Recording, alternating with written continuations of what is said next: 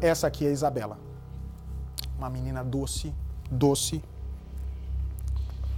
que foi prejulgada ontem por muita gente, que ela postou nos stories dela assim, tô bem na medida do possível. Gente, ela nem tinha caído a ficha do que aconteceu.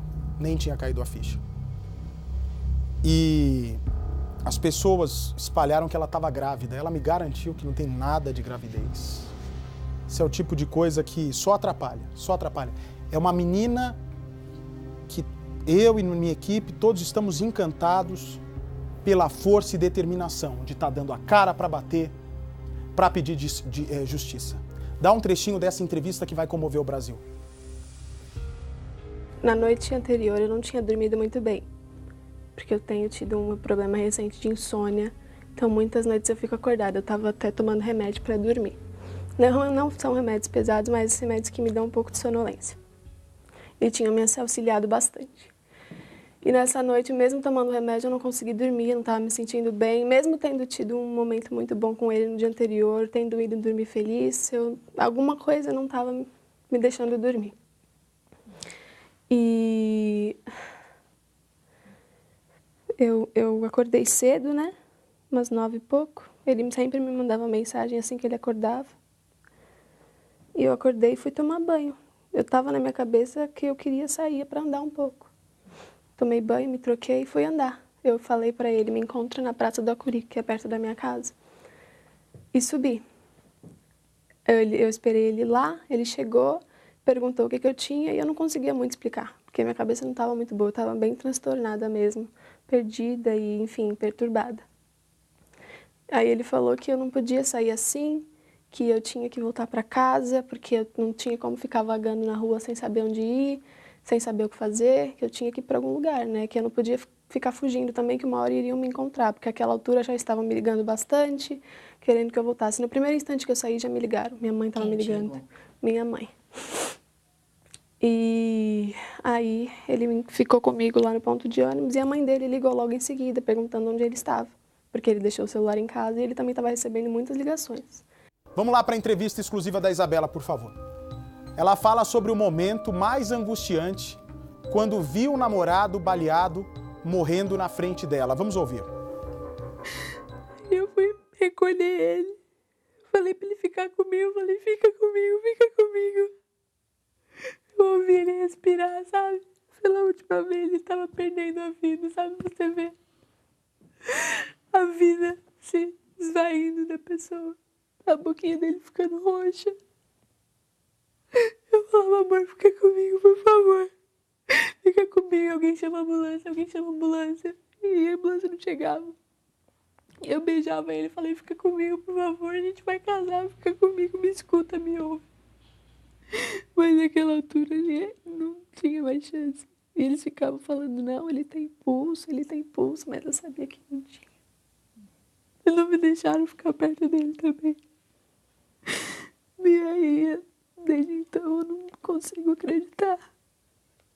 Mas é uma coisa eu sei, que ele estava feliz.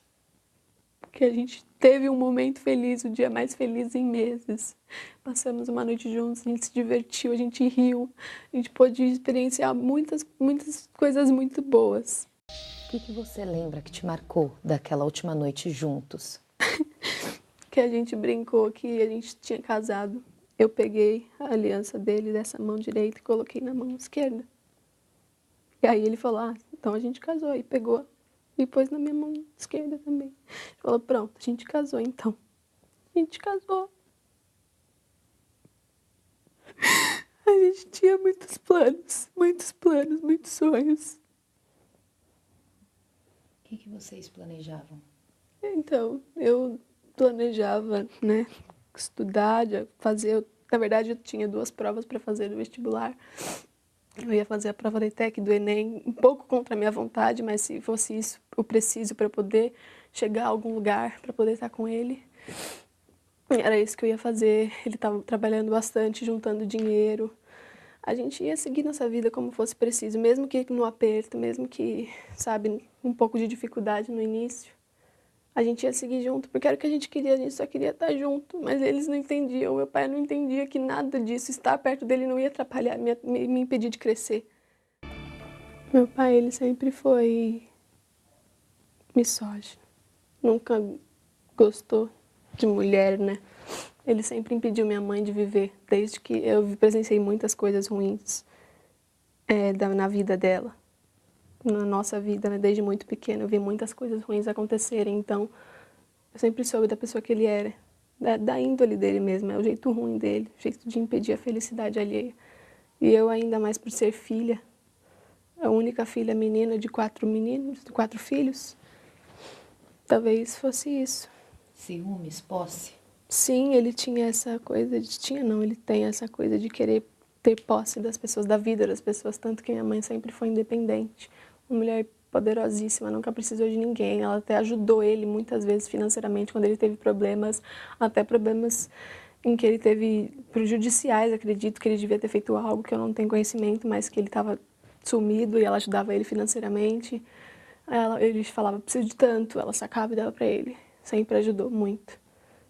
E aí, com o tempo, também por questões de ciúme com ela, ele foi podando ela aos poucos, tirando ela dos empregos, machucou ela, bateu nela várias vezes, e ela foi se perdendo, e acabou com a vida dela. Em relação ao relacionamento de vocês, sua mãe, você disse que ela preferia não se envolver. Será que ela sentia medo também dele? Sim, medo ela sentia, ela sente, né? Mas não se envolver. Não posso ser mentirosa e dizer que ela não ajudou a gente. Por muitas vezes ela ajudou. Inclusive, nessa noite da festa junina, ela estava lá, né? Para ver se meu pai não apareceria, para deixar a gente curtir um tempo junto. Mas ela preferia não passar por cima da palavra dele com medo do que ele pudesse vir a fazer comigo, com ele, com ela.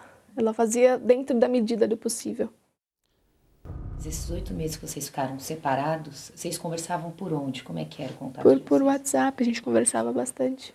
Ligações, chamada de vídeo. A gente passava o dia inteiro conversando, sabia de todo o itinerário dele. A gente conversava de tudo. Ele é meu melhor amigo. E vocês não conseguiam se encontrar nesse tempo? Porque eu não podia sair de casa. Seu pai não deixava? Não, de jeito nenhum. Eu não tenho dinheiro, não tenho emprego, não tenho nada, então não tinha pra onde ir. Como é que ele te monitorava pra você não conseguir sair? Na mesma situação que foi ontem. Eu saí, ele foi avisado de que eu saí e foi atrás. Então eu não saía já para não saber, para não deixar que ele fosse atrás de mim, sabendo do que poderia acontecer. Então eu sempre soube que isso aconteceria a partir do momento que eu decidisse. Todo mundo falava, você é maior de idade, sai, você não depende dele, você não deve satisfação para ele. Mas só eu sabia do que ele era capaz, do que ele é capaz. Sabia que a partir do momento que eu tomasse a iniciativa para viver minha vida, para ser livre, falar, me esquece, eu vou andar, eu vou viver, vou fazer alguma coisa da minha vida, ele ia atrás de mim. E foi o que aconteceu. Você chegou a imaginar que seu pai pudesse fazer algo assim? O máximo que eu achei que poderia acontecer seria uma luta física, que ele pudesse partir para cima, que eles poderiam brigar e isso pudesse ser apartado. Mas não chegou a nem ter proximidade, eles não chegaram nem a entrar em contato, a se pronunciar. A única coisa que eles pediram foi, vamos conversar, e a partir daí não teve mais conversa. Eu nunca fui, assim, de me apaixonar, né? Eu nunca fui muito apegada a isso, até porque eu sabia, né, das minhas condições, eu não me permitia isso. Tanto que no começo do nosso relacionamento, mesmo já sabendo que eu gostava muito dele, eu falei pra ele, olha, minha vida não é fácil. É complicado, você tem certeza que você quer entrar nessa? Você tem certeza mesmo? É melhor você se prevenir, se privar, né? Ele, não, que isso, eu gosto de você, vai dar tudo certo. E foi assim desde o início. Ele sabendo da minha vida, sabendo da minha história, ele permaneceu comigo. Ele falou até um dia pra mim, eu tomaria um tiro por você. O que aconteceu? Ele sabia de tudo, mas ele estava junto comigo até o fim. Nunca estive tão feliz. Por mais que a gente já tivesse tido outros momentos juntos, né, que a gente teve chance de se ver lá pro começo de 2018, a gente passou dias juntos e tal. No nada foi como aquela noite, não. Por mais que tivesse muita gente lá, era como se não tivesse ninguém. Era eu e ele. Ele veio direto do trabalho. Ele trabalhava lá na Zona Oeste, professor de inglês, né? E ele saiu cedo de casa e eu teria que ficar até as 5 horas. E eu fiquei esperando ele lá, ele chegou correndo, veio me abraçar. Tanto que eu pedi pra minha amiga registrar, falei, amiga, assim que ele chegar, tira a foto da gente. Porque, né, eu quero uma foto que seja honesta, real, espontânea, da gente se vendo depois de tanto tempo. E ela tirou. E a gente registrou muitas coisas boas, foi muito bom. E eu pude falar pra ele que eu amava ele muito, olhando no olho dele. Falei, eu amava ele demais, eu amo ele demais. Eu fico vendo as fotos dele, os nossos vídeos e machuca. Machuca muito, porque eu ainda fico esperando que ele vai voltar, sabe? Eu quero muito poder ouvir a voz dele de novo. Eu sei que não vai acontecer, ao mesmo tempo que eu sei que eu tenho consciência de tudo que aconteceu. Fica aquele fundinho de esperança, sabe? E às vezes eu me sinto culpada. Eu me sinto muito culpada por tudo isso. É inevitável, mas não por conta do que as pessoas estão falando. Que é isso, até aí podem falar o que quiser, nada vai me atingir. Ah, sua nojenta, a culpa é sua. Nada dói mais, não tem como doer mais. Pessoas incríveis. Nossa, pessoas amáveis. Criaram filhos incríveis. Os 3 filhos dele, o Rafael, a pequenininha Isabelle e a mais velha Camila, que acabou de ter um bebê. Ela tem uma filha de 10 meses. Uma princesa. Todos, assim, uma criação divina. Família que eu não me apaixonei pelo Rafael, só me apaixonei pela família inteira. Que eles têm um amor que eu sempre quis, uma união de família que eu sempre sonhei pra minha. E minha família sempre foi muito desunida. E eu sempre falava pro Rafael, eu amo muito sua família, ele, mas você faz parte dela. Você é nossa família, você faz parte da nossa família e a gente te ama. E ele me deu isso.